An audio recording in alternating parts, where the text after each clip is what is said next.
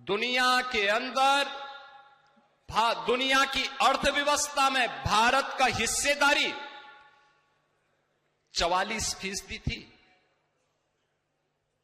आज से 400 वर्ष पहले दुनिया की अर्थव्यवस्था में भारत की हिस्सेदारी 25% थी। किसके बल पर? इन्हीं ऋषि मुनियों की तपस्या के बल पर। किनके बल पर?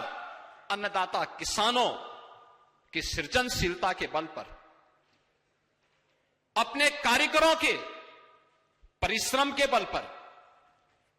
लेकिन जैसे ही हमने इससे मुंह मोड़ा, याद करिए ना, जब राष्ट्रपिता महात्मा गांधी ग्राम स्वराज की बात करते हैं, ये गांव केवल गांव नहीं थे। ये गांव जो कुछ भी था, भारत इसलिए बना क्योंकि भारत गांव आधारित गांव था। और ये गांव एक आत्मनिर्भर इकाई थी। कृषि था, पशुपालन था, हस्तशिल्प था, और वस्त्र हो या धातु के कार्य, ये सभी गांव पर होते थे। सब कुछ गांव के भीतर, किसी बाहरी सत्ता का हस्तक्षेप नहीं, किसी अनुदान पर निर्भरता भी नहीं। स्वरोजगार भारत की मूल शक्ति था।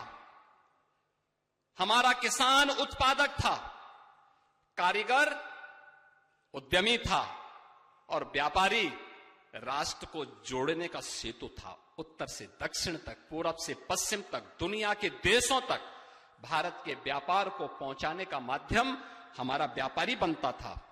ग्राम स्वराज शासन का एक मॉडल था।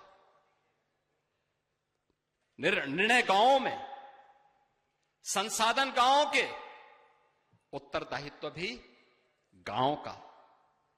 शिक्षा गुरुकुलों के केवल पुस्तकीय ज्ञान नहीं थी। ये जो हमारे गुरुकुल थे, ऋषि आश्रम में ही ये संचालित होते थे। और ये गुरुकुल केवल किताबी पुस्तकीय ज्ञान के मात्र माध्यम नहीं थे। कृषि, खगोल, आयुर्वेद, शिल्प और प्रशासन, ये सभी व्यावहारिक ज्ञान इन्हीं आश्रमों में हमें सिखाए जाते थे। लोग मुझसे पूछते हैं, कहते हैं मुख्यमंत्री बनने के पहले तो आपने कोई प्रशासनिक दायित्व तो नहीं निभाया, उत्तर प्रदेश को कैसे चला रहे? मैंने कहा आपको मालूम होना चाहिए, मैं एक आश्रम की व्यवस्था के साथ जुड़ा हूं। ये हमारे जीन्स का हिस्सा है। प्रशासन कैसे चलना है, ये भारत का सन्यासी आश्रम की पद्धति से सीखता है। वहीं पर हमारी ये एमबीए की डिग्री उसी आश्रम में हमें प्राप्त हो जाती है। मैनेजमेंट कैसे होना है, प्रबंधन कैसे होना है, ये वहां के आश्रम की पद्धति से हम सीख जाते हैं। भारतीय नारी समाज अर्थव्यवस्था में बराबर की सहभागी थी। वह कभी पराधीन नहीं रही, और उसे पराधीन कभी बनाया भी नहीं गया था, कभी नहीं। हमेशा उसकी अपनी हिस्सेदारी थी, उसका अपना प्रभाव था। लेकिन आक्रांताओं के साथ साथ लूट आधारित अर्थतंत्र ने स्थानीय उत्पाद को नष्ट किया। ग्राम स्वराज टूटा। याद करना, स्वरोजगार की जगह, यानी जो गांव में स्वराज उत्पन्न होता, स्वरोजगार उत्पन्न होता था, उसका नाम ले लिया कर आधारित व्यवस्था ने।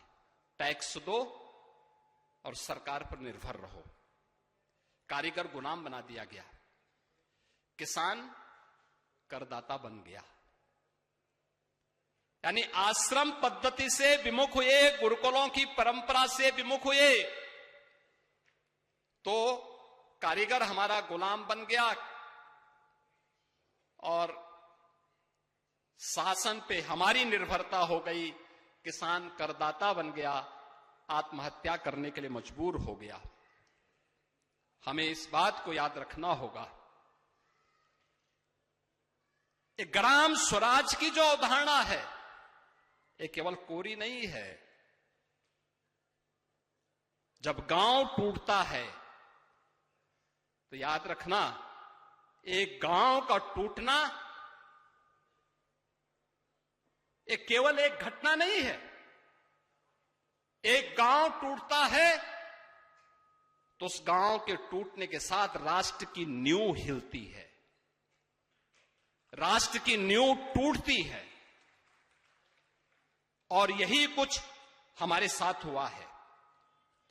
भारत को उत्पादकता से उपभोक्ता बनाने का काम औपनिवेशिक कालखंड में हुआ। भारत की अर्थव्यवस्था 400 वर्ष पहले तक 25% वैश्विक अर्थव्यवस्था में थी। आज हम कहां थे? आज से 11 वर्ष पहले भारत दुनिया की 11वीं अर्थव्यवस्था मात्र बन के रह गई। भारत की हिस्सेदारी 1947 में आते माते वैश्विक अर्थव्यवस्था में मात्र 2% रह गई। और आज नया भारत आदरणीय प्रधानमंत्री जी के नेतृत्व में दुनिया की तीसरी बड़ी अर्थव्यवस्था के रूप में उभर करके आया है, क्योंकि आज हमने अपनी विरासत को समझा है, अपनी विरासत पर विश्वास किया है, उस परंपरा को आत्मसात किया है